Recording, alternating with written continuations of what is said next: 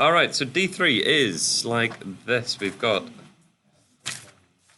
Sorry, can somebody read it out? Because I don't know. X plus 7. 7x plus 9. Okay, so we've got 7x plus 9 divided by 3 is equal to 3x plus 7 over 2. Okay, any thoughts on how we should go about doing this one? Remember, our aim is to get all our x's together and get all the numbers together. Damon? Oh, thank you. Okay, so any thoughts? How should we go about trying to figure this one out? Can I finish writing down? John?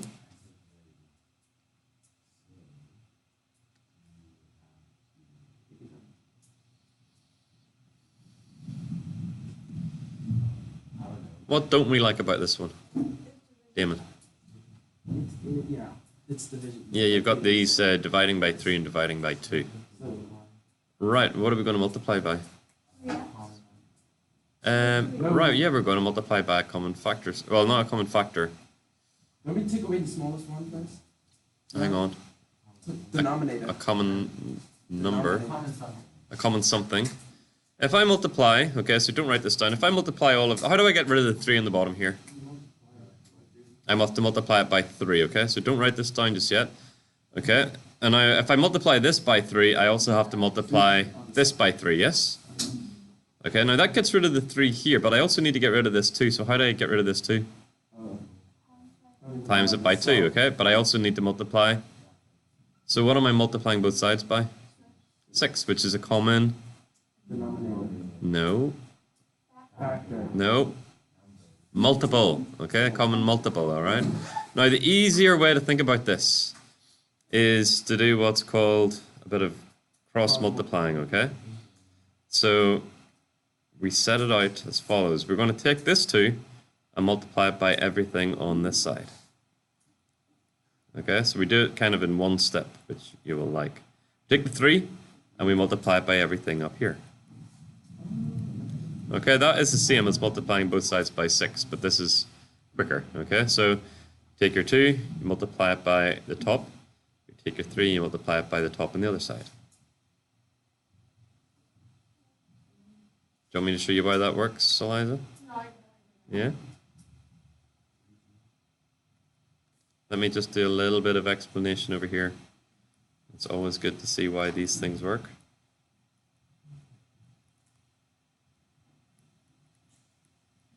Oop, 3x plus 2, 7. So we said to get rid of the 3 here, I have to multiply by? To get rid of the 3 here, I have to multiply by? I have to multiply by 3. Let's listen to the question and answer the question I'm asking. What do I have to multiply to get rid of the 2 on this side? Okay, and I have to do the same to both sides. So I'm multiplying both sides by 6. Now, if I multiply all of this by 6, I've got 6. Then 7x plus 9 all over 3. Okay. On the other side, I've got the 6. I've got the 3x plus 7 all over 2. Right, what's 6 divided by 3? 2. So I end up with 2. And 6 divided by 2 is 3.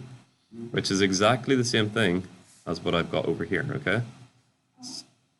So that is why this works. This is just a quicker way to do it. So you take your bottom number, your 2, multiply it by the other side, take your 3, multiply it by this side. Okay?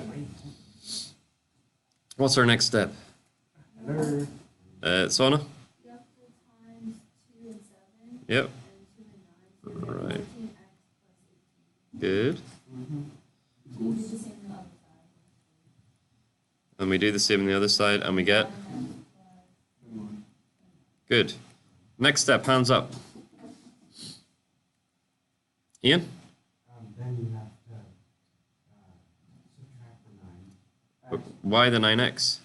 Because it's a smaller one. Right, you always get rid of the smallest number of x's, okay? So that leaves me with Damon, sorry. 5x plus 18 equals 21. 5x plus 18 equals 21. I think you like these. Next step. Okay, it's looking pretty nice. It's getting more and more straightforward as we go through. Delia? Subtract the 18 from both sides because I want to get these x's by themselves. Good. So I end up with... John? Yep. 3. Good. Next step. 5x equals 3. Doesn't look particularly nice. Sona? You divide 5x on both sides. Well, I divide both sides by Yeah. just the number in front of the x, which is 5. Good, and x equals 3/5 because we can just leave it as a fraction, okay? Good, so 3/5, perfect, okay? That's exactly how I would leave it. Just out of interest, what is 3/5 as a decimal? Hands up. 0.6. Sona? 0.6.